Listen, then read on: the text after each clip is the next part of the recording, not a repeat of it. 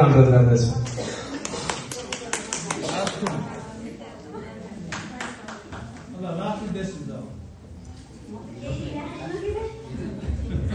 धन्यवाद सन्तोष सर, आदरणीय संस्थाका प्राचार्य सर, तल संयोजक सरहरू, सम्पूर्ण कलिग्स, माई डियर फ्रेन्ड्स, सबैलाई मेरो नमस्कार। मैले चाहिँ खासै त्यस्तो ट्यालेन्ट भनेर केही ल्याएको चाहिँ छैन, तर मलाई एउटा विश्वास चाहिँ के छ भने यदि हामी टिचर हौँ भने हामीमा चाहिँ त्यो बच्चाहरूलाई तयारी गराउने, उनीहरूलाई जीवनको पाठ पढाउने चाहिँ सबै क्वालिटी हुन्छ के होला, त्यो 100% नहोला, तर थोरै थोरै थोरै हामी सबैमा छ। We all are talent.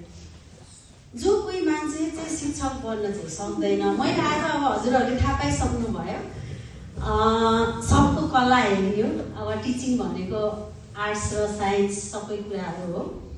तपाईँहरू सबैको हेरिसकेपछि अनि यहाँहरूले मलाई चिन्नु भएको छ, म चाहिँ बुक रिभ्यू गर्ने र गराउने, त्यस कारणले मैले थोरै यो प्रोग्रामको पनि रिभ्यू गर्छु। यसलाई चाहिँ मेरो ट्यालेन्ट नभन्नु होला, यसलाई यो एउटा हाम्रो प्रोग्रामको एउटा प्रोग्रेसिभ प्लेटफर्म हो कि। जब म यो स्कुलमा 6.5 वर्ष अगाडि आएको थिएँ अनि ठ्याक्क म भदौमा आएँ, अनि त्यही असोजको त्यो छुट्टीको अगाडितिर चाहिँ यहाँ एउटा शुभकामना आदान प्रदान गर्ने कार्यक्रम थियो। अनि हामी सबैजना आयौँ, त्यहाँ के नास्ता पनि थियो, कुखुराको मासु थियो, चिउरा थियो, सबै थियो। अनि हामी आएर बस्यौँ। त्यसपछि शुभकामना दिउँ न त भन्ने भयो त्यहाँनिर है। अनि त्यसपछि कृष्ण सरले के भन्नु भन्दा यसरी उभिएर हेर्नुभयो। अनि त्यसपछि नेपाली टिचरले दिनुहुन्छ कि सम्मान भन्नुभयो क्या उहाँले। नयाँ थिएँ, म चाहिँ यत्रो ठुलो संस्थामा चाहिँ थुप्रै अपर्च्युनिटी, थुप्रै प्लेटफर्म, थुप्रै होप लिएर आएको, म बिचैमा आएको थिएँ बोर्डिङबाट है। अनि अरू टिचरहरूले पनि शुभकामना मन्तव्य त भन्दा नि हुन्थ्यो होला जस्तो भयो। अनि त्यहाँ खै एकजनाले भन्नुभयो, राम्रो भन्नुभयो, अनि सक्यो। अनि त्यहाँ सबमा डर थियो कि स्टेजलाई फेस कसरी गर्ने भनेर सबैलाई एकदम यो कृष्ण सरले चाहिँ मलाई नदेख्यो हुन्थ्यो भने सबैलाई थियो त्यहाँ। म त नयाँ थिएँ, मलाई कसैले हेर्ने कुरा भएन, तिमीले भन्छौ भने भयो, मैले भन्थेँ।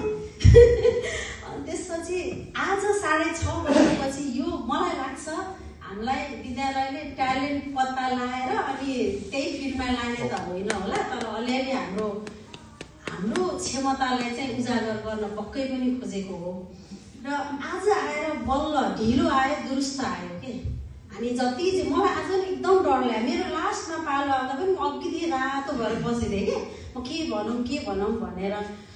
जे भए पनि हामी टिचर भनेको गडले सबै गुणहरूले पोख्त बनाएर पठाएको एउटा चाहिँ ह्युमन बिइङ हो र हामी सबैमा त्यो क्षमता छ होइन। त्यस कारणले गर्दाखेरि आज हाम्रो जुन दुई दिनदेखि हाम्रो जुन प्रतिभाहरू छ, कति धेरै हजुरहरूले भावना फिलिङ्सहरू ल्याएर सेयर गर्नुभएको छ, त्यो एकदमै सराहनीय छ। मलाई त एकदम खुसी लाग्यो।